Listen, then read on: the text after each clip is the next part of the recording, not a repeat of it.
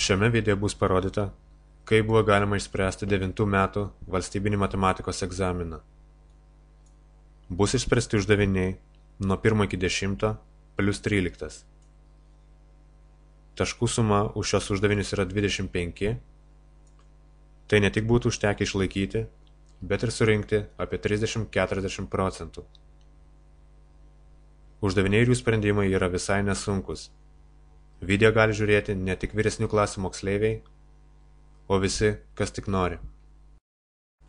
Pirmas uždavinys. Prašo 117 žmonių suskirstyti grupės po 4 ir 7. Grupė po 4 turi būti kaip įmanoma daugiau. Didžiausias 4 kartotinis, kuris telpa į 117, yra 116.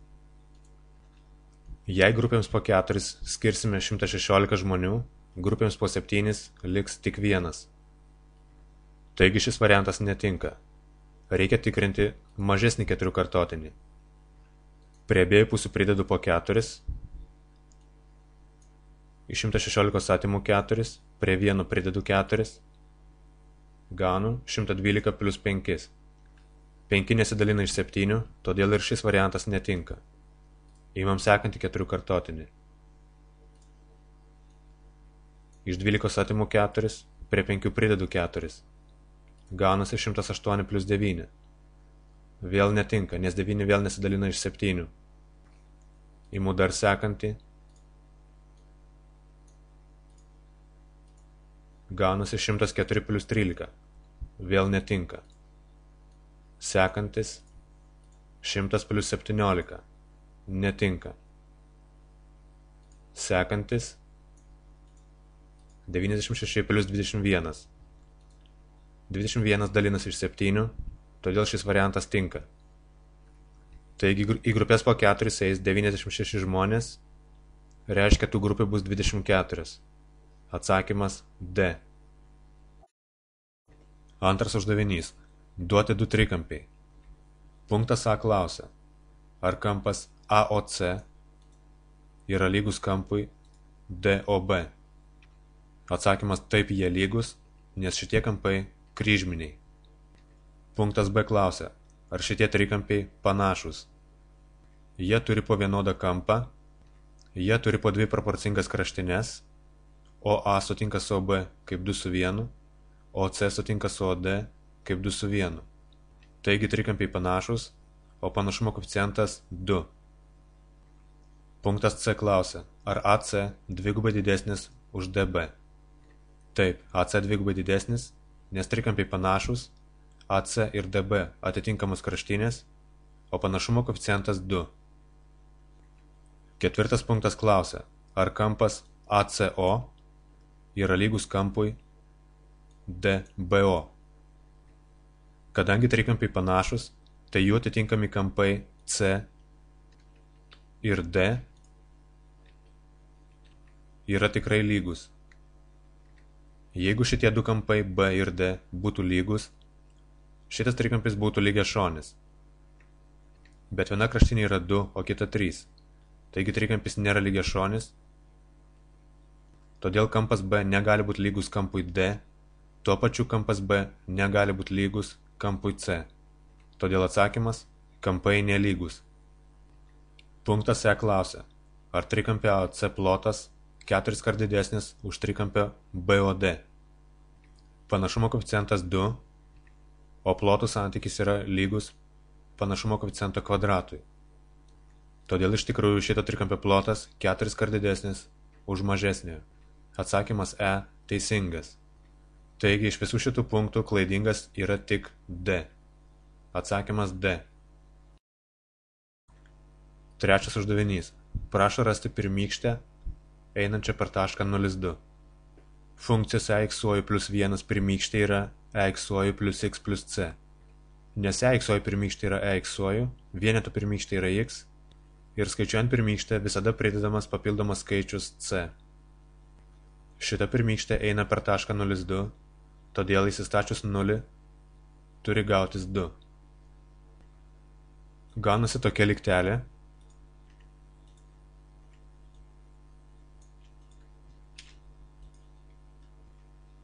E0 yra 1,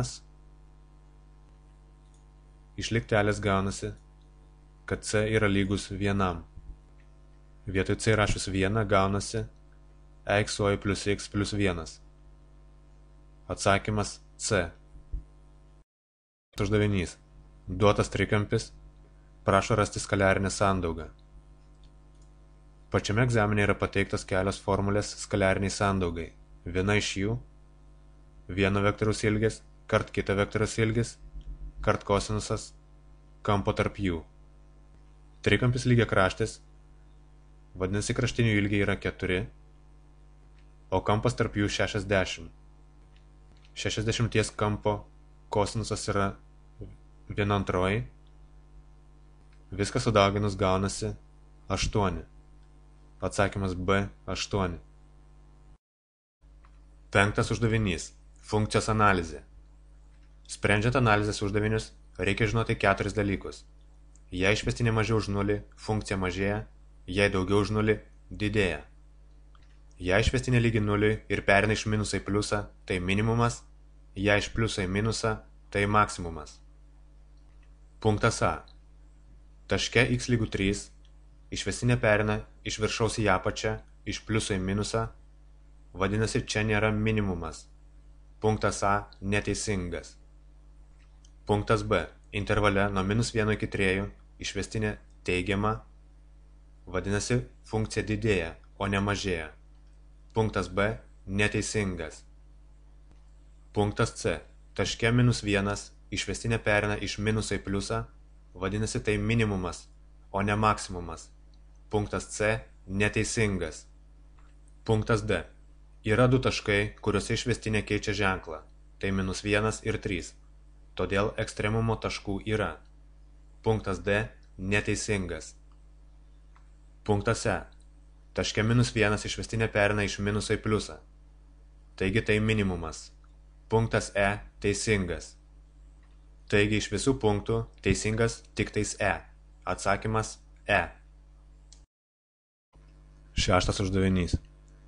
Pasakyta, kad pirmininkas sėdi jam skirtoje vietoje.